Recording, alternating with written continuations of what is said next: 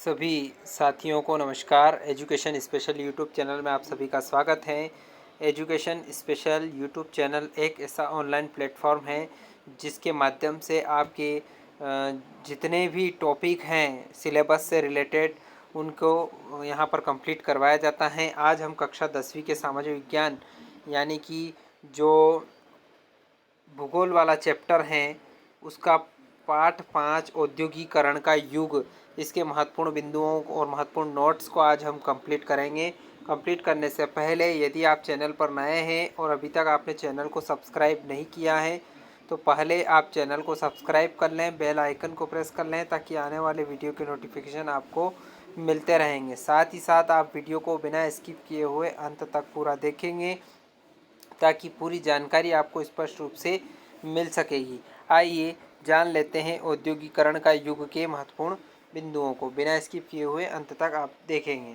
पूर्व औद्योगिकरण। यूरोप में सबसे पहले कारखाने लगने के पहले के काल को पूर्व औद्योगिकरण काल कहते हैं। इस अवधि में शहर के व्यापारी गांवों में बने हुए सामान खरीदते थे। व्यापारियों का गांवों पर ध्यान देने के कारण शहरों में जो ट्रेड और क्राफ्ट गिल्ड होते थे वे काफ़ी शक्तिशाली होते थे। इस तरह के संगठन प्रतिस्पर्धा और कीमतों पर अपना नियंत्रण रखते थे और नए लोगों को बाजार में काम शुरू करने से भी रोकते थे। इसलिए व्यापारियों के लिए शहरों में नया व्यवसाय शुरू करना मुश्किल होता था, इसलिए वे शहरों की बजाय गांवों पर ज़्यादा ध्यान देते थे।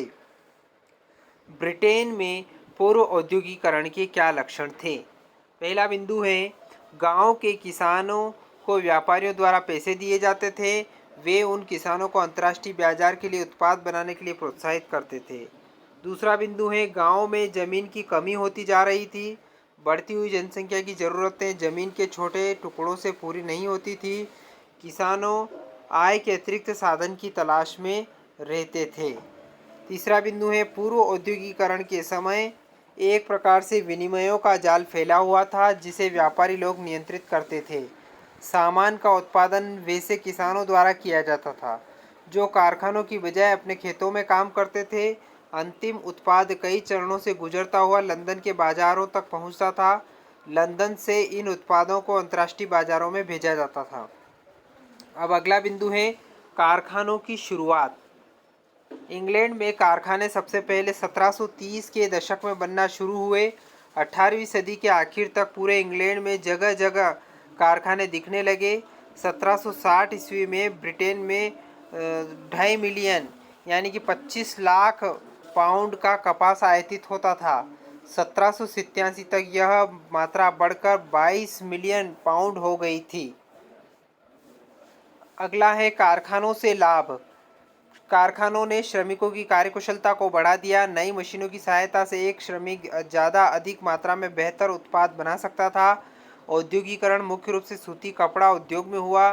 श्रमिकों की निगरानी और उनसे काम लेना गांव की तुलना में कारखानों में अधिक आसान हो गया। औद्योगिक परिवर्तन की गति।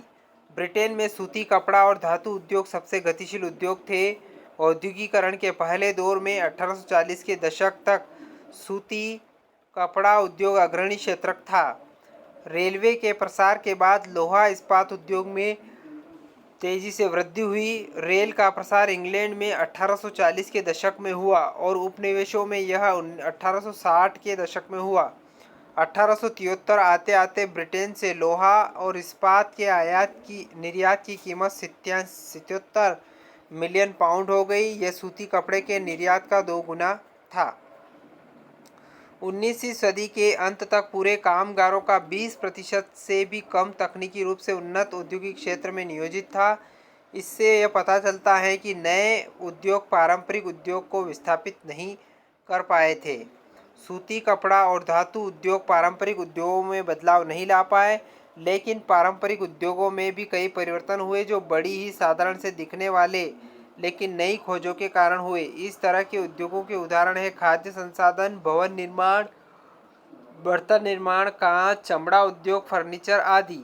नई तकनीकों को पैर जमाने में काफ़ी वक्त लगा। मशीनों की ऊंची कीमत और महंगे मरम्मत के कारण व्यापारी और उद्योगपति नई मशीनों से दूर ही रहना पसंद करते थे। नई मशीनें उतनी भी कुशल नहीं थी जैसा कि उनके आविष्कारकों या निर्माताओं द्वारा दावा किया जाता था। इतिहासकार इस बात को मानते हैं कि 19वीं सदी के मध्य का एक आम श्रमिक कोई मशीन चलाने वाला नहीं बल्कि एक पारंपरिक कारीगर या श्रमिक होता था। मानव शक्ति और भाव की शक्ति। उस जमाने में श्रमिकों की कोई कमी नहीं थी। श्रमिकों की अच्छी आपूर्ति के कारण श्रमिकों की कमी या अधिक पारिश्रम जैसी कोई समस्या नहीं थी। इसलिए व्यापारी और उद्योगपति महंगी मशीनों में पूंजी लगाने की अपेक्षा श्रमिकों से बेहतर काम लेना बेहतर समझते थे। मशीनों से बनी चीज़ें एक ही जैसी होती थी और वे हाथ से बनी चीज़ों की गुणवत्ता और सुंदरता का मुकाबला नहीं कर सकती थी। उच्च वर्ग के लोग हाथ से बनी हुई चीज़ों को अधिक पसंद करते थे, लेकिन 19वीं सदी के अमेरिका में स्थिति कुछ अलग थी। वहाँ पर श्रमिकों की कमी होने के कारण मशीनीकरण ही एकमात्र रास्ता बचा था। श्रमिकों का जीवन। काम की तलाश में भारी संख्या में लोग गांवों से शहरों की ओर पलायन कर रहे थे। नौकरी मिलना इस बात पर निर्भर करता था कि किसी के कितने अधिक दोस्त या रिश्तेदार पहले से ही वहां पर काम पर लगे हैं। जिन लोगों की शहरों में जान पहचान नहीं होती थी उन्हें नौकरी मुश्किल से मिलती थी। कई लोगों को नौकरी पाने के लिए महीनों इंतज़ार करना पड़ता था। ऐसे लोगों को अपनी रातें पुलों या रेन बसेरों में बितानी पड़ती थी। कई निजी लोगों ने भी रेन बसेरे बनाए थे। गरीबों के लिए बनी पुअर लॉ अथॉरिटी ऐसे लोगों के लिए कैजुअल वार्ड की व्यवस्था करती थी। कई नौकरियां साल के कुछ गिने चुने महीनों में ही मिलती थी। जैसे ही वे व्यस्त महीने समाप्त हो जाते थे तो बेचारे गरीब फिर से सड़क पर आ जाते थे। उनमें से कुछ तो अपने गांव लौट जाते थे, लेकिन ज़्यादातर शहर में ही रुक जाते थे ताकि छोटे मोटे काम पा सकें। 19वीं सदी की शुरुआत में पारिश्रमिक से में थोड़ा सा इजाफा हुआ था, लेकिन विभिन्न क्षेत्रों के आंकड़े प्राप्त करना मुश्किल है क्योंकि उनमें हर साल काफ़ी उतार चढ़ाव होता था। किसी भी श्रमिक के जीवन स्तर पर नियोजन की अवधि का पूरा असर पड़ता था। 19वीं सदी के मध्य मध्य तक अच्छे दौर में भी शहरों की आबादी का लगभग 10% अत्यधिक गरीब हुआ करता था। आर्थिक मंदी के दौर में बेरोजगारी 35 से 75 के बीच हो जाती थी। कई बार बेरोजगारी के डर से श्रमिक लोग नई तकनीक का जमकर विरोध करते हैं। उदाहरण के लिए जब स्पिनिंग जेनी को लाया गया तो महिलाओं ने इन मशीनों को तोड़ना शुरू क्योंकि वे हाथ से कताई करके अपना गुजारा करती थी। 1840 के दशक के बाद शहरों में भवन निर्माण में तेजी आई। इससे रोजगार के नए अवसर उदित हुए। 1840 में यातायात के क्षेत्र में श्रमिकों की संख्या दोगुनी हो गई, जो आने वाले 30 वर्ष में फिर से दोगुनी हो गई थी। अब भारत में कपड़ा उद्योग का युग। 18वीं सदी के मध्य तक ईस्ट इंडिया कंपनी ने अपना बिजनेस जमा लिया था। इस अवधि में व्यापार के तब तक रह चुके केंद्रों जैसे सूरत, हुगली का पतन हो चुका था। इसी दौरान व्यापार के नए केंद्रों जैसे कलकत्ता और बम्बई का उदय हुआ। जब एक बार ईस्ट इंडिया कंपनी ने अपना राजनीतिक प्रभुत्व स्थापित कर ली तो व्यापार पर अपने एकाधिकार को जताना शुरू कर दिया। कंपनी ने कपड़ा व्यवसाय से जुड़े तत्कालीन व्यापारियों और दलालों को उखाड़ना शुरू किया। इसने बुनकरों पर सीधा नियंत्रण बनाने की कोशिश की। इस काम के लिए लोगों को वेतन पर रखा गया। ऐसे लोगों को गुमास्ता कहा जाता था। गुमास्ता का काम था बुनकरों के काम की निगरानी करना, आने वाले माल का संग्रहण करना और कपड़े की क्वालिटी की जांच करना। कंपनी यह भी कोशिश करती थी कि बुनकर किसी दूसरे ग्राहक के साथ डील न कर लें। इस काम को एडवांस के सिस्टम द्वारा पुख्ता किया जाता था। इस सिस्टम के तहत बुनकरों को कच्चे माल खरीदने के लिए कर्ज दिया जाता था। जब कोई बुनकर कर्ज ले लेता था तो फिर वह किसी अन्य व्यापारी को अपना माल नहीं बेच सकता था।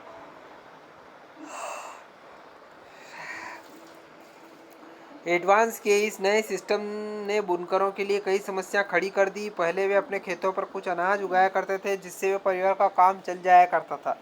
अब उनके पास खेती के लिए समय नहीं बचता था और अपनी ज़मीन काश्तकारों को देनी पड़ती थी। पारंपरिक व्यापारियों की विपरीत गोमास्ता बाहरी आदमी होता था जिसका गांव में कोई नातेदार रिश्तेदार नहीं होता था।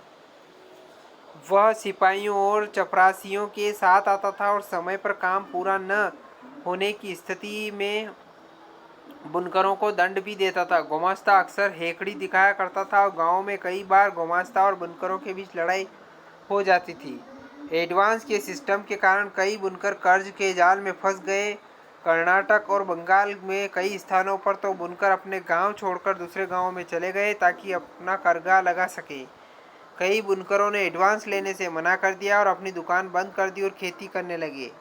मैनचेस्टर का भारत में प्रकोप। 19वीं सदी की शुरुआत से ही भारत से कपड़ों के निर्यात में कमी आने लगी। 1811-12 में भारत से होने वाले निर्यात की में सूती कपड़े की हिस्सेदारी 33% थी, जो 1850-51 आते आते 3% रह गई।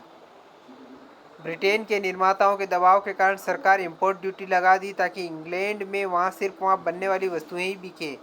उन्होंने ईस्ट इंडिया कंपनी पर भी इस बात के लिए दबाव डाला कि वो ब्रिटेन में बनी चीज़ों को भारत के बाजारों में बेचे। 18वीं सदी के अंत तक भारत में सूती कपड़ों का आयात न के बराबर था, लेकिन 1850 आते आते कुल आयात में 31% हिस्सा सूती कपड़े का था। 1870 के दशक तक यह हिस्सेदारी बढ़कर 70% हो गई।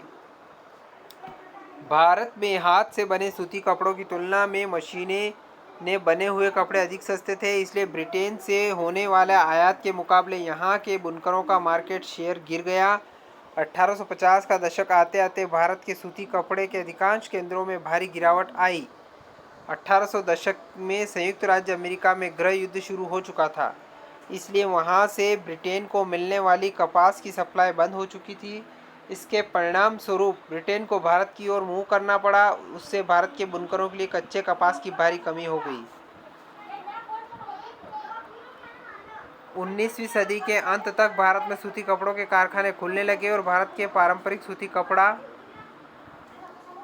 उद्योग के लिए यह किस आखिरी आगाज से कम न था।